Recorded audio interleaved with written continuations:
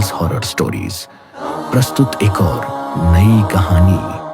तो नेहा सीढ़ियों के ऊपर घूम रही थी। अरे इतनी रात को ये नेहा सीढ़ियों के ऊपर क्यों घूम रही है? पता नहीं ये लड़की जब से घर में आई है कैसी अजीब अजीब हरकतें करती है। पूनम ने नेहा को आवाज नहीं लगाई।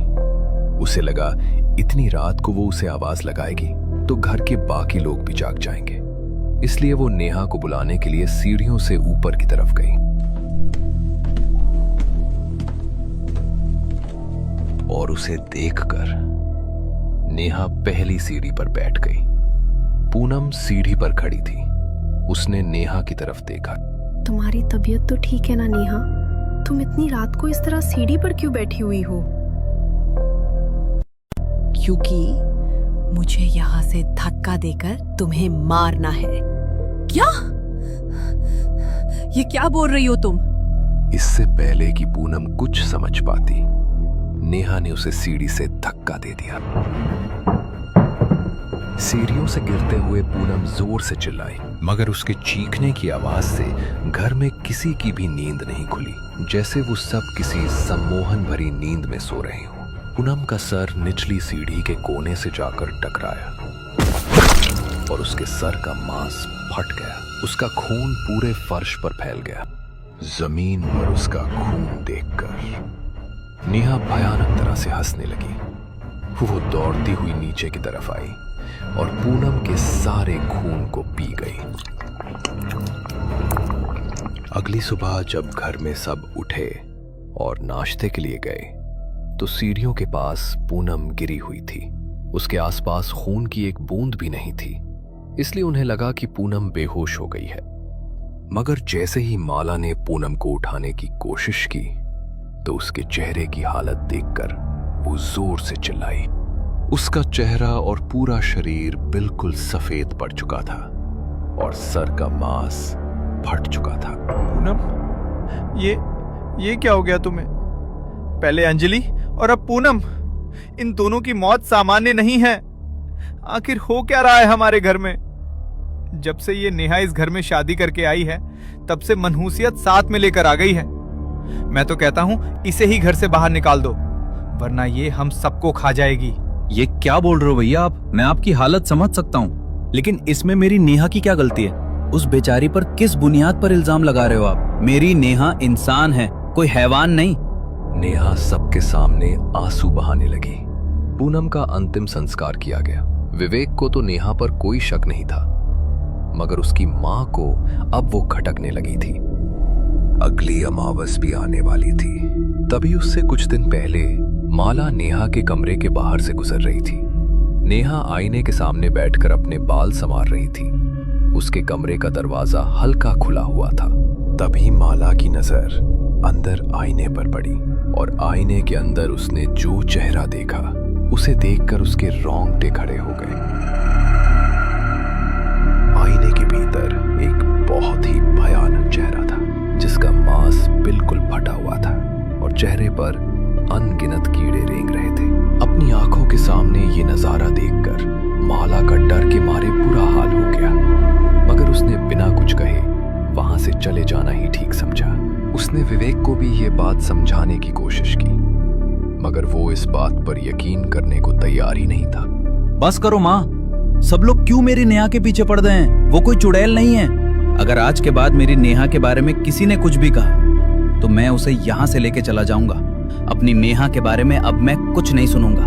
विवेक कुछ भी सुनने को तैयार नहीं था और आखिरकार ऐसी बातों पे यकीन करना बहुत मुश्किल होता है, लेकिन कभी ना कभी कुछ ऐसा जरूर घटता है जिससे इंसान को सच्चाई नजर आ ही जाती है। विवेक गहरी नींद में सोया हुआ था।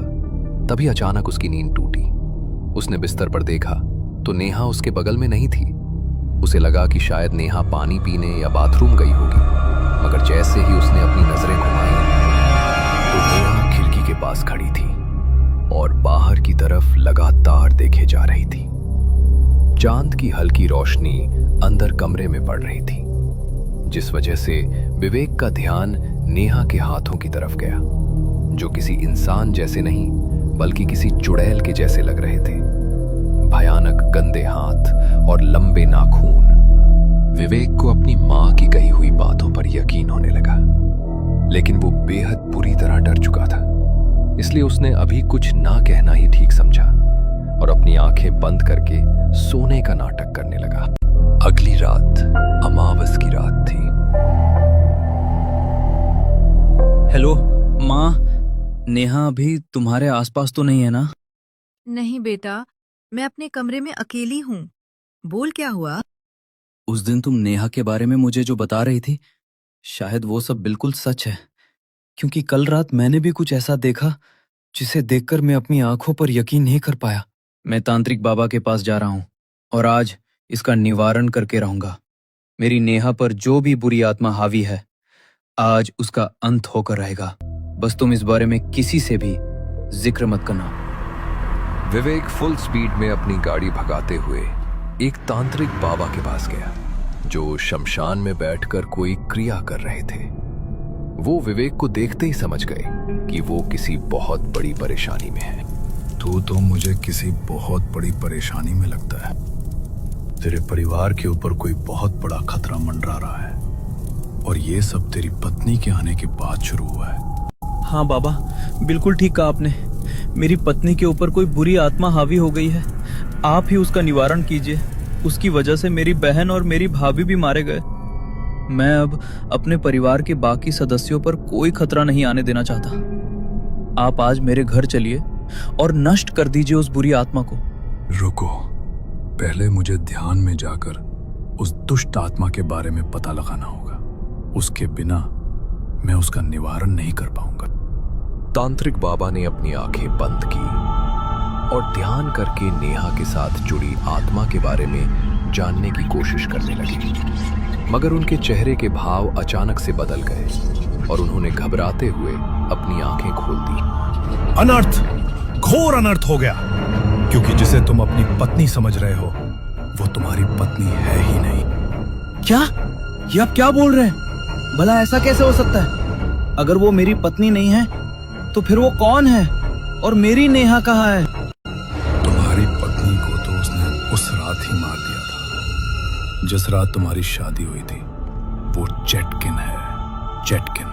वो तुम्हारी पत्नी का रूप लेकर तुम्हारे घर में रह रही है। वो लोगों को मार कर अपनी उम्र बढ़ाती है। देखो, मैं तुम्हारी मदद तो करना चाहता हूँ, लेकिन आज एक दुष्ट आत्मा की क्रिया करने में मेरी सारी शक्ति लग चुकी है और आज रात अमावस की रात है। आज की रात ऐसी शक्तियां अपने चरम पर होती हैं, इसलिए मैं उसका सामना नहीं कर पाऊंगा। मैं कल सुबह तुम्हारे घर आता हूं। तुम अपना पता मेरे पास छोड़ जाना। जब विवेक को ये पता चला कि नेहा तो शादी वाली रात ही गुजर चुकी है, तो ये बात जानकर वो फूट फूट कर रोने लगा। तांत्रिक बाबा ने उसे समझाया। विवेक नेहा को तो खो चुका था, लेकिन अपने परिवार के बाकी सदस्यों को बचाने के लिए उसने अपना पता लिखकर तांत्रिक बाबा को दे दिया। उसे लगा कि अगले दिन सब ठीक हो जाएगा। वो घर पहुंचा तो उसने देखा कि नेहा कमरे में नहीं है, मगर उसकी माँ खिड़की की तरफ चेहरा किए हुए जमीन पर बैठी हुई है। माँ, नेहा कहाँ पर है? और तुम इस तरह खिड़की की तरफ चेहरा करके क्यों बैठी हो? तुम ठीक तो हो ना माँ? माँ! विवेक आगे बढ़ा और उसने अपनी माँ के कंधे पर हाथ रखा। अचानक से उसकी माँ पीछे की तरफ मुड़ी तो उसके चेहरे के फटे हुए मांस पर जिंदा कीड़े रेंग रहे थे। ये देखकर विवेक जोर से चिल्लाया और वहां से भागने लगा। तभी उसकी माँ के रूप में बैठी चेटकिन ने उसके पैर को पकड़ लिया और विवेक मुंह के बल जमीन पर गिर पड़ा। उसने पूरी तरह से विवेक के शरीर के मांस को फाड़ डाला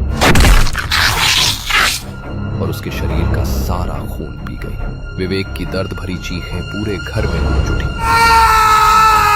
उसकी चीखों की आवाज सुनकर उसका बड़ा भाई कार्तिक दौड़ता हुआ वहां आया। अंदर का नजारा देखकर वो भी बुरी तरह डर गया। तभी चेटकिन उसके ऊपर भी हावी हो गई और उसने घर के आखिरी सदस्य को भी बुरी तरह नोच कर मार डाला। नेहा की एक गलती की वजह से चेटकिन ने उनके पूरे परिवार को खत्म कर दिया। कहते हैं कि चेटकिन अंधेरा होने के बाद सुनसान जगहों पर लोगों के आने का इंतजार करती है और उनके जानने वालों की आवाज में 3 बार उनका नाम पुकारती है।